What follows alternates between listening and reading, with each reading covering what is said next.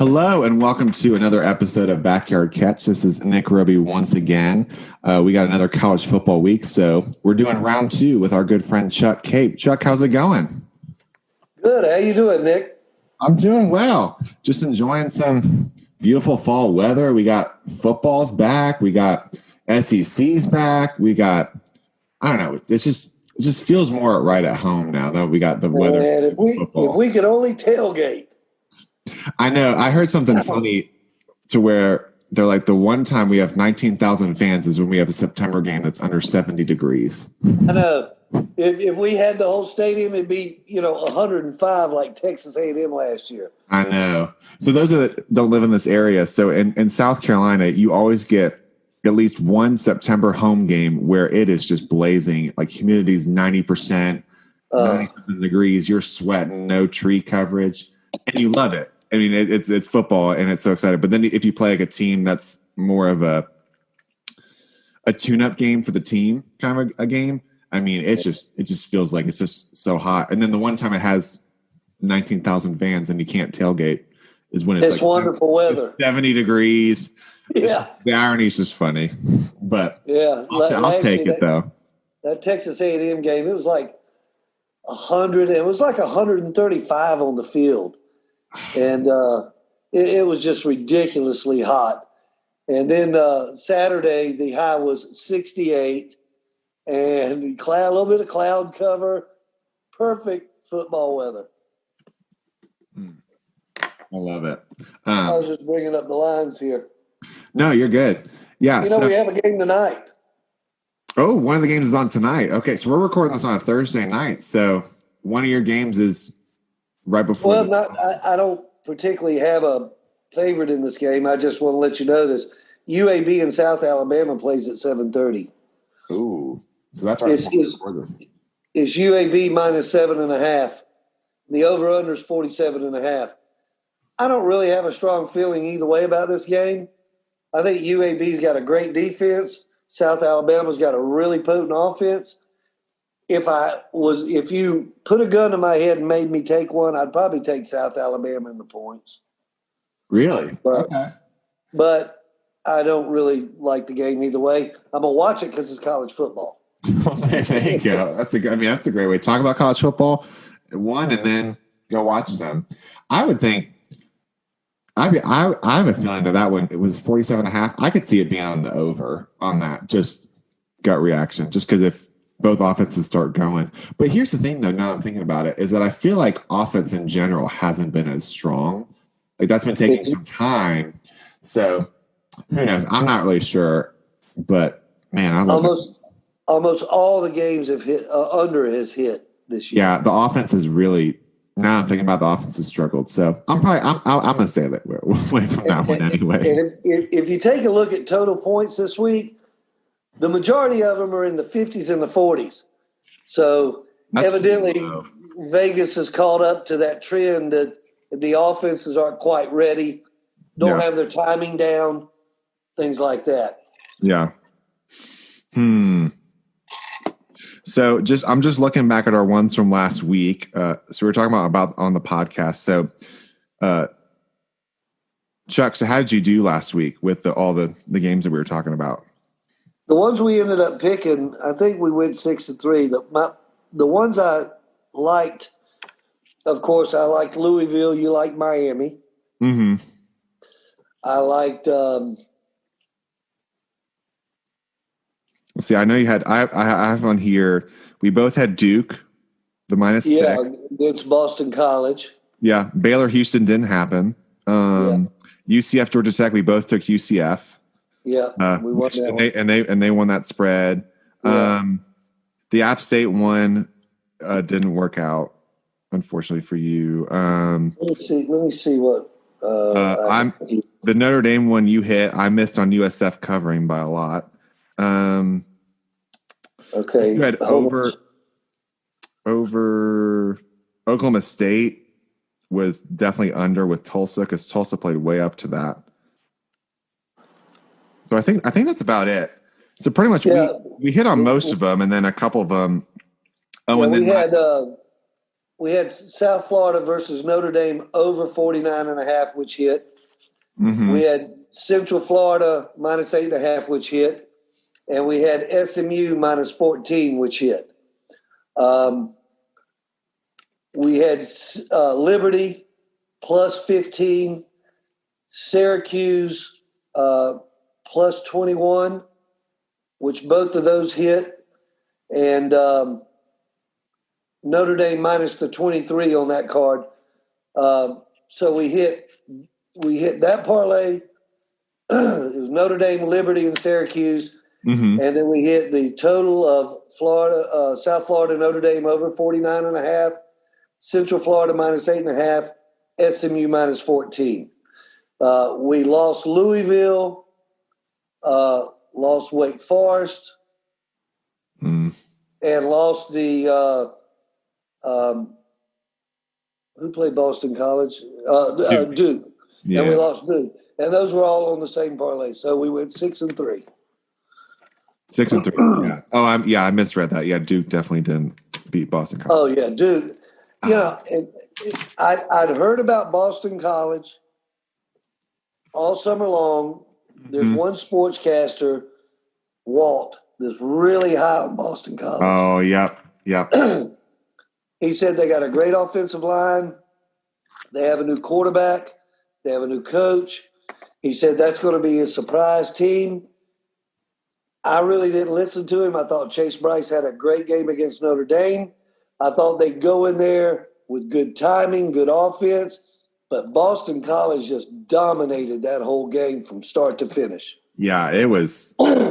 And they controlled from the line. You could tell that the offensive line play was just a different level for them. And I really thought that you could just tell Chase just didn't have time. You could just tell that. I don't know if it's anything against him. I think just he's older, but he hasn't really started before. And then you could just tell that Duke was just kind of a young team that just couldn't get anything going. They said one run that was big, but then after that, they didn't have anything going for him. He had no time back there in the pocket. None, which is one of my games this week because it seems like with the shortened, no spring practice, getting your offense in timing, that the team with the most dominant offensive line usually ends up winning the game. Mm-hmm. So we have an upset here this week that has probably one of the best lines in the country. They were playing a wide receiver at quarterback last year and still went to a bowl game and won it.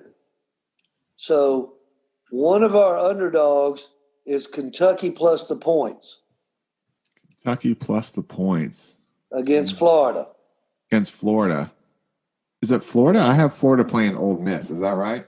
Oh, wait a minute. No. Kentucky versus Auburn. I'm sorry. Oh, Auburn. Okay. No, it's okay. Yeah. Now, the only thing that concerns me a little bit on that game is Auburn's got Chad Morris now. So we don't know what his offense is going to look like at Auburn. Right. But he's not very well known for his working with quarterbacks. So how that Bo Nix comes out this year is probably going to tell you how far Auburn's going to go.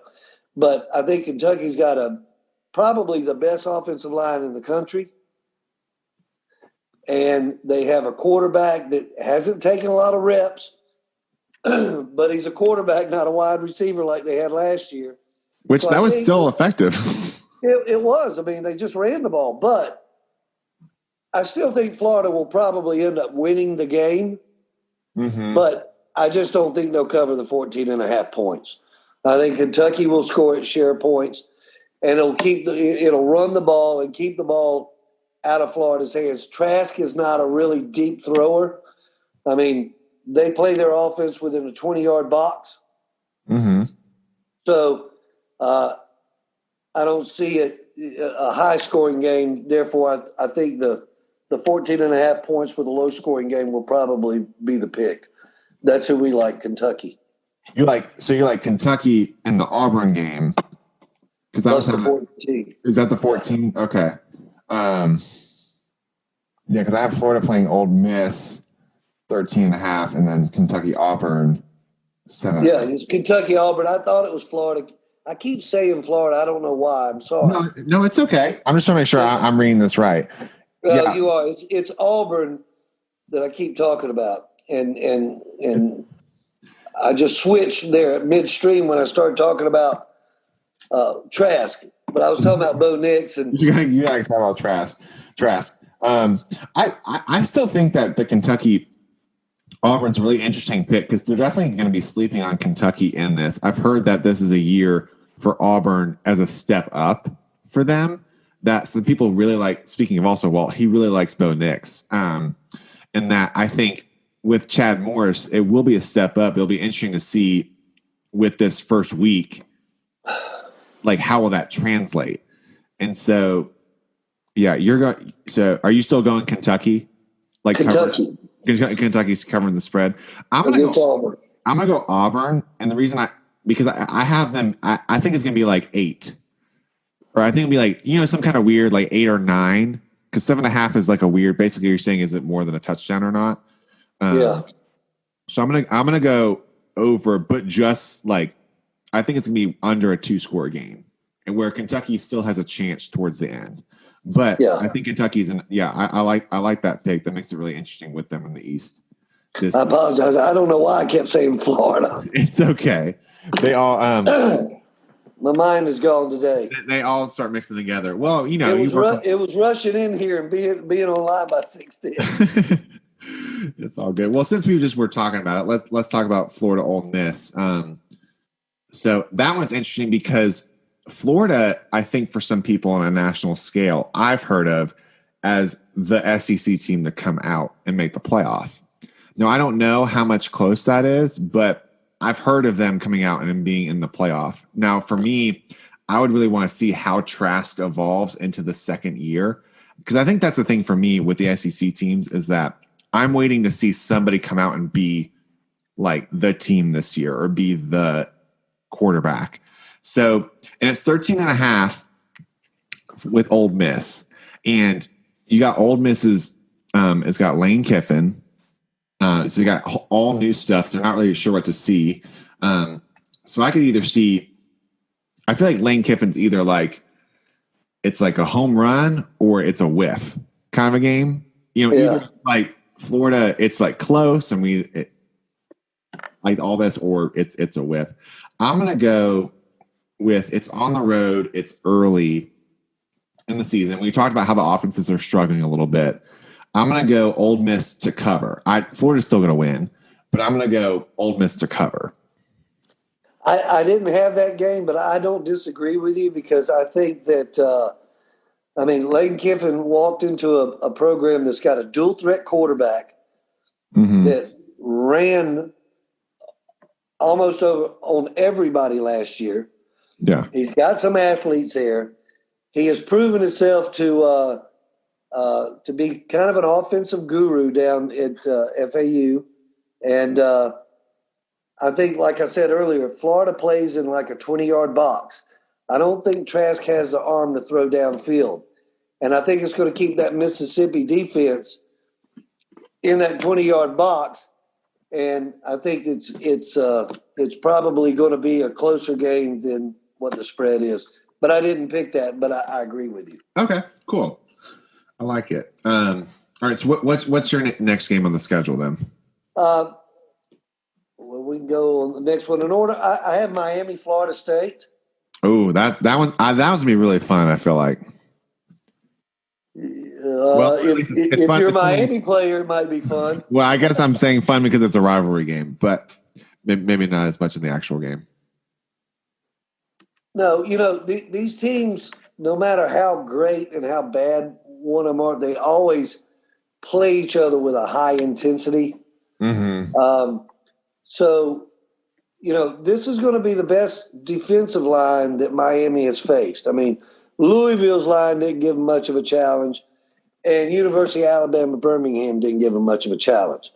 So this is going to be the best defensive line they faced so far. Mm-hmm.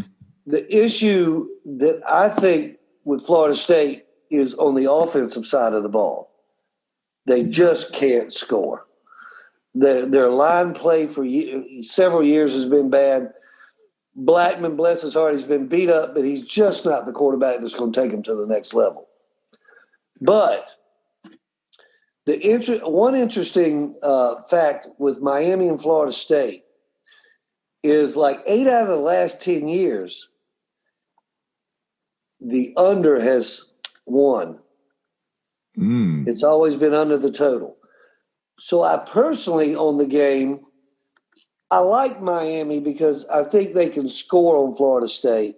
Yeah. But I think the better play is the Miami – sorry about that. The Miami-Florida State under the total, which is I just had it here. Well, while you're looking for it, in this game, I just like Miami in it, and I think that also it's at home for Miami. Mike Norvell is not coaching that game for Florida State due to COVID reasons, which is also another interesting twist to it. It might be better. Who knows? I don't know. For college football, I think it'd be really fun if this game was close because Florida State Miami is one of those rivalries that it's fun to watch for college football. But I'm going to go Miami because I think they'll win by 2 touchdowns. And they got that kicker who is just booming field goals. So I'm going to go that they cover that 11 points and just probably get it because I think it's at least 2 touchdowns. I think Florida State, in these rivalry games, a lot of times even the under they make it close or they don't go away until late. So I could see Miami doing something like that, maybe 14, 17 kind of a score. I do like Miami, but I like the under 53, a little bit better. Yeah. Mm-hmm. Because it should be one of those games where it's either, 21-7, 24-10, or something like that. So they'll probably cover the spread and get under the total. So let's talk about some of the other games. You have Mississippi State and LSU. And of course, LSU has had an exodus of people. Yeah. But Mike Leach has been with Mississippi State. He didn't inherit a quarterback that's been in a system. Yeah. He makes every quarterback a 4,000-yard passing quarterback, no matter who plays for him. Mm-hmm. But I think early in the year, LSU still has enough horses to where they're going to keep the score down. So we actually like the under 44 on the Mississippi State LSU game. Under 44. I could see that because realistically, Mississippi State is going from, that's one of the biggest changes of identity under like a Georgia Tech going from a spread option to like a more traditional or an option going to more traditional. Mississippi State is going from like a power run team to an air raid under Mike Leach. So I could really see that because I've heard good things about this Brennan guy. It's super hard to follow what Joe Burrow did, but I've heard good things about him. And LSU has been known in recent years to have strong running attack. So I could see LSU just playing keep away and just wearing. But he can throw the ball. Make no mistake, he can throw the ball. Yeah, I think he'll be good. I definitely like LSU in this game. So, but I could see the under 44. Yeah, I'm a little skeptical of the point simply because LSU still has a lot of talent on offense. They've lost a couple receivers, defensive back, defensive line had opted out. Right. And Brennan can throw the ball, there's no question, but they have new running backs now. And a new offensive line. Almost every offensive lineman left. And, they were able to get a lot done with that extra receiver by running a 5-man line and no tight end in there to block for them. Oh, yeah. So, that opened a lot of things for them. they were doing the zone blocking, and they have one of the best tight ends. Now they still have the best tight end recruiting. They got him this year. He's a freshman, but gone is Moss. But with 5 receivers out there in the field and only 5 men back blocking, they were able to control most of the blitzes and rushes. This new line, I don't think is going to be able to do that. So I presume they could possibly cover the spread, but I think that the under 44 is a better bet because we see offenses in this COVID era being a little more slower to develop than the defenses. Yeah. No, I mean, I could really see that. It's kind of like that early in the season in baseball. It happens a lot where the pitching and defense translates a lot faster than the offense. I mean, offense, you see that a lot late, but yeah, I could, especially early in the season, it's going to take these offenses a while to get going. Yeah. All right, let's see. What you got next on the slate? Well, we have the NC State Virginia Tech game. Okay. Now, Virginia Tech, this is their first game. Their first one against Virginia was postponed, it was postponed. NC State's got a game under their belt. I like their new offensive coordinator. I like what he's doing with their quarterback. I like the fact that they're doing a lot of bubble screens, a lot of out patterns, a lot of 10 yards down they're getting the defense to bite up, and then they're going long. They have some good receivers. Virginia Tech, I think, is in a little state of disarray. They've had some COVID issues there. Mm-hmm. They've had some suspension issues there. They still have a great quarterback. But for some reason, I just think that having that game under NC State's belt is going to help them. So we like NC State minus the 6.5. Minus 6.5. Do you have NC State winning outright or just the points? Well, yeah, winning by 7. Winning by 7. Okay. You know, I kind of like that too. As I'm looking at this and thinking about it, I think Virginia Tech's a good team. However, they've been one of these teams, you're right, that have been hit kind of hard. I'm even hearing rumors that they might have to start a third-string quarterback in this game. And I'm looking at the over-under is 56.5. I think that this is just be one of those games where it'll just be very tight and close together. You'll have the defenses having to get some key stops. I mean, 56.5 just seems too high for me. So when I'm going this, I would probably bet the under in that because I could see this will be like a 20-14 kind of a game.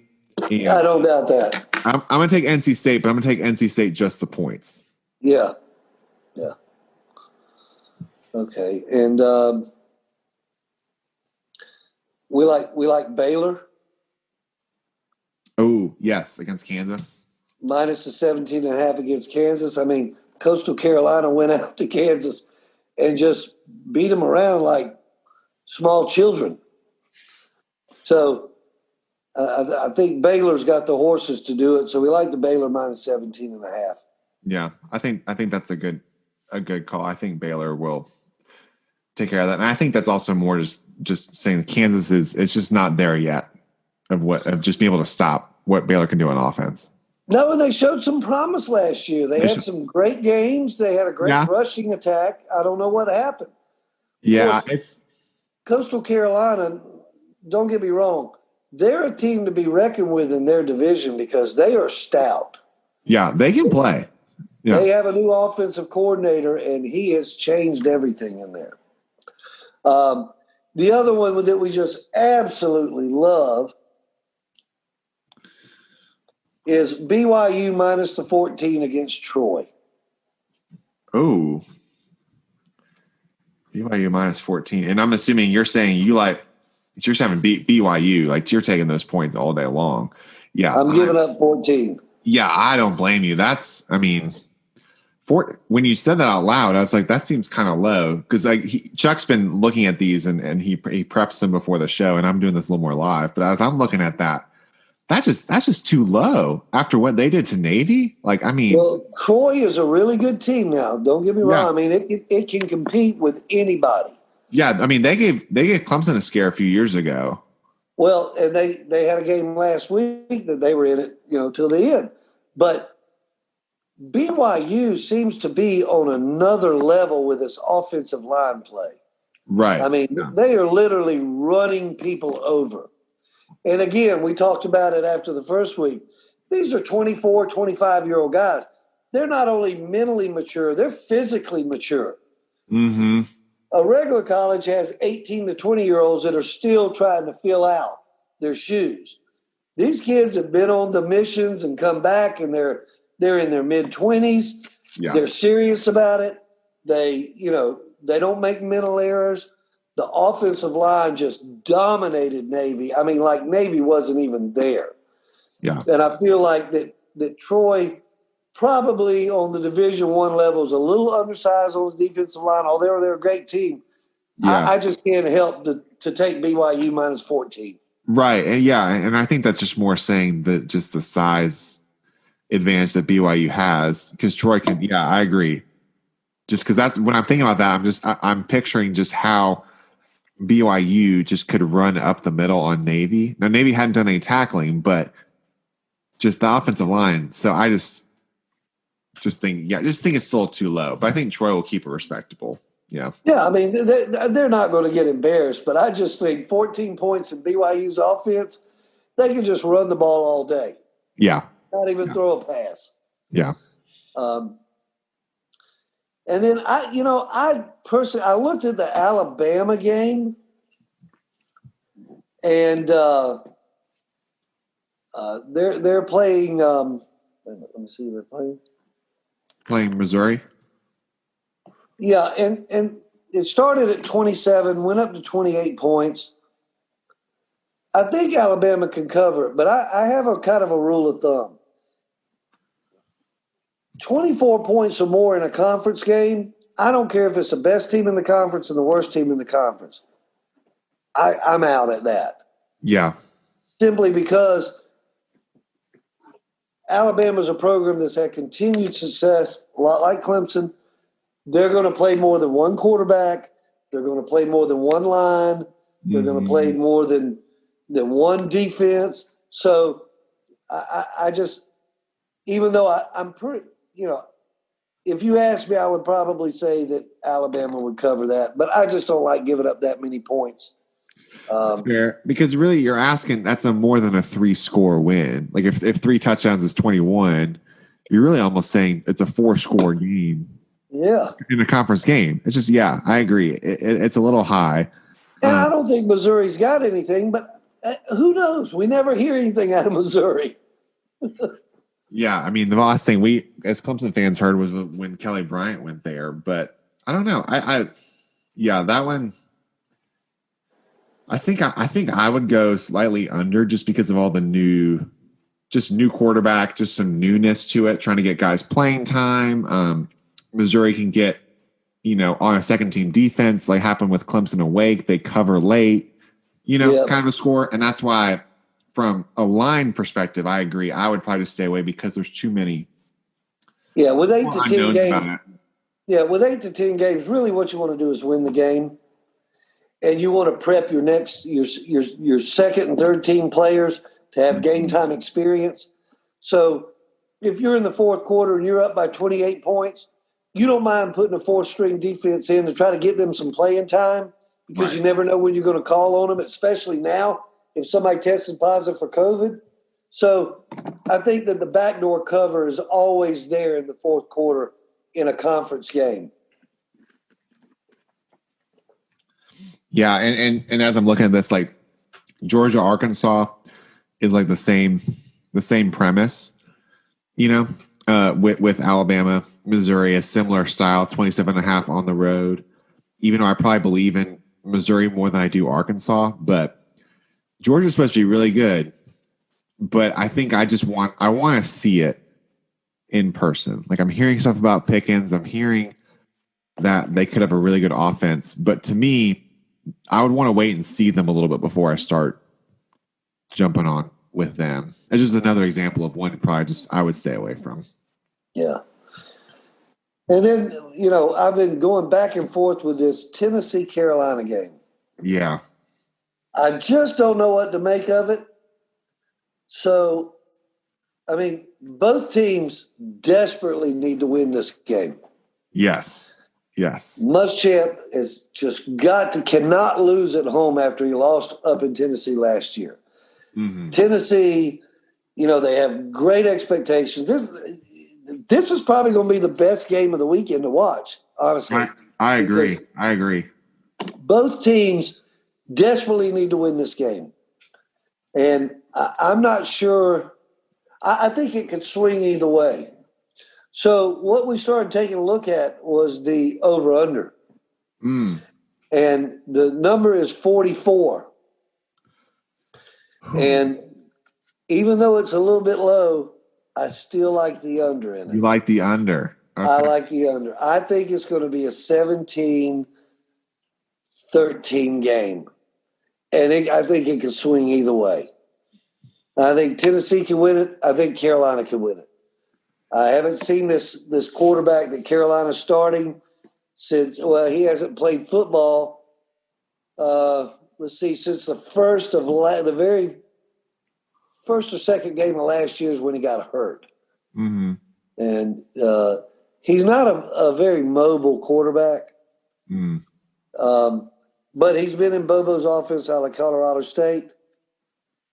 But I still think Tennessee's got some great defensive players. So if I have to pick the game, and I want something on the game because when I watch it, I want to be able to cheer one way or the other without just hating Carolina.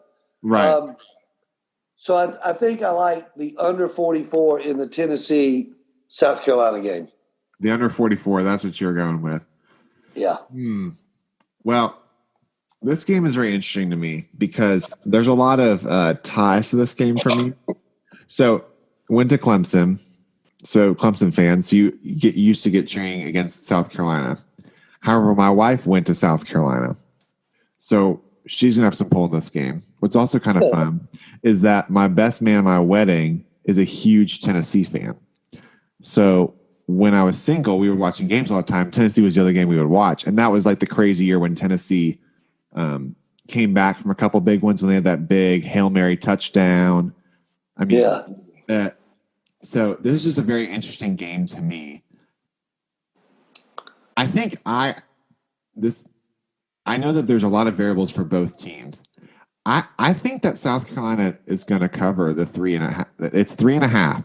I think they'll cover it. I'm going to go take South Carolina in this game, which as a Clemson fan sounds funny to say, but I think Carolina's got some stuff they can go with them. In Tennessee, I think the thing for me is I just don't trust is Gurn Warrantino, if I can say it right. Is he still playing quarterback? Yes, he is. Okay. I thought he's been there for 8 years. I know. It's just one of those, he feels like he's been there. To me, I know he's been there, but I think I just trust. I feel like I could see this offense for Carolina kind of clicking enough to be able to take this one and win. And I think both teams need this, but South Carolina needs to win this game. Absolutely have to. Home opener, I think, is just a big deal. And not playing Clemson this year, I mean, this is like do or die, I think, getting close from Muschamp. You got a new offense, so I'm going to go Carolina in this game. It's going to be a nail biter, though. I think you're right. It's going to be the best game of the weekend, just with a back and forth and just the competitiveness. It's going to be really fun to watch. But I think I'm looking forward to the Miami, Florida State, NC State, Virginia Tech, and the Tennessee Carolina game the most. Those are the three games I really want to watch this week. Yeah, it's going to be fun. Which Miami, Florida State, Tennessee, South Carolina are both at 7:30. So we'll be switching channels or doing the dual screen. Yeah. All right. And the last one I have for you is going to come as a shock. Okay. But we've been watching the Central Florida. East Carolina can score. We like UCF minus the 27, but we also like over 77 for the total. Over 77 for the total. Over 77. East Carolina can score. They have a potent offense. Their defense is not so much that good. So I think it's going to be just an absolute shootout. And if you put that Central Florida quarterback in a shootout, they may score 50 points themselves. Yeah, and if it's 77, then you don't have to have East Carolina score as much. No. That'd be fun. I think that, yeah. I could see it. I think UCF is going to be good, even though they've lost some people. 77 is just high, though, to me. But if any team can do it, it's UCF, I think. He threw for over 460 yards during his last game. Yeah. And he was off a little bit. They just didn't seem like they were clicking on all cylinders. I mean, this kid is potentially a Heisman Trophy candidate. Yeah. I think you may see him invited to New York at the end of the year if he keeps us up. Yeah. I mean, I like it. I mean, that's a fun one. I always like at least having one high-scoring game. So I don't know enough about East Carolina to make a pick on that, but I mean, I think UCF's a good team, even though they've lost some people.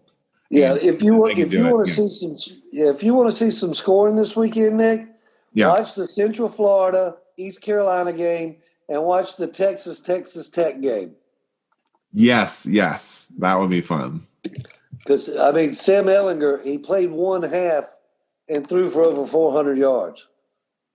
So I don't know what kind of defense they have, but that'll tell you right there what kind of offense they have. Of course, it was with a lesser opponent, but I think that this Texas game may end up like the UCF East Carolina game, just a shootout, fun to watch.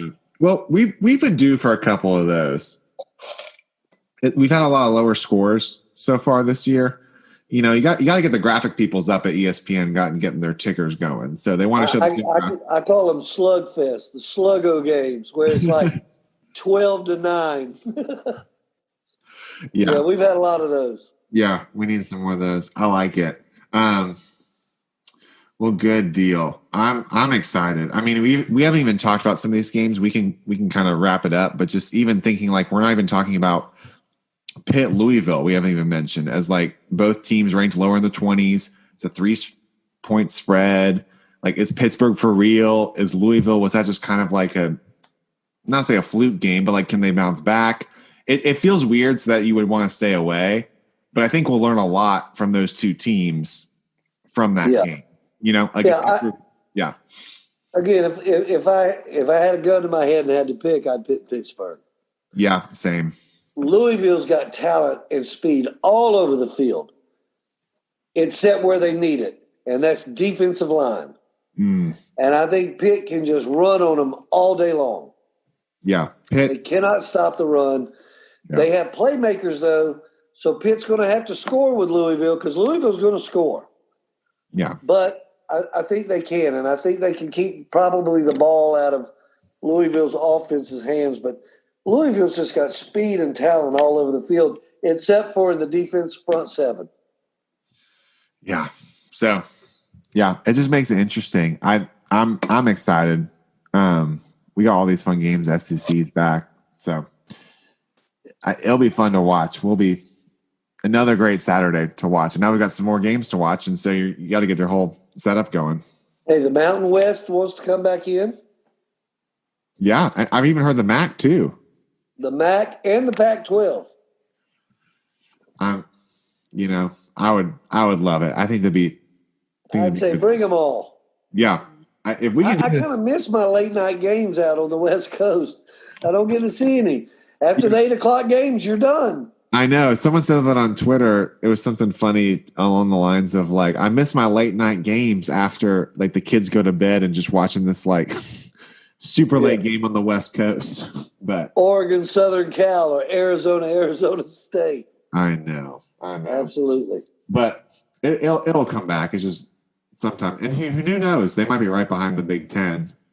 So, well, cool. Well, Chuck, thank you so much for being on again. I'm excited we get to have some more picks as we get pumped for this weekend.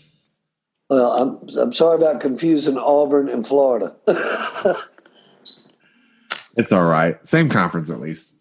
Yeah, we'll see. I'm glad to have the SEC back. I want to see some more games beside ACC and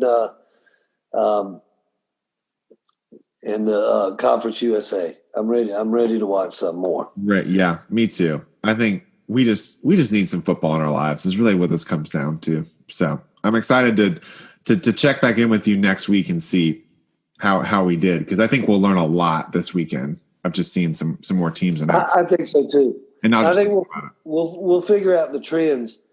Everything's just kind of been sporadic up until now. So let's see how we do, and enjoy your college football weekend, Nick. You too, sir. Thank you very much. Thank you. So yeah, and thanks guys for listening. So and for now, we are signing off.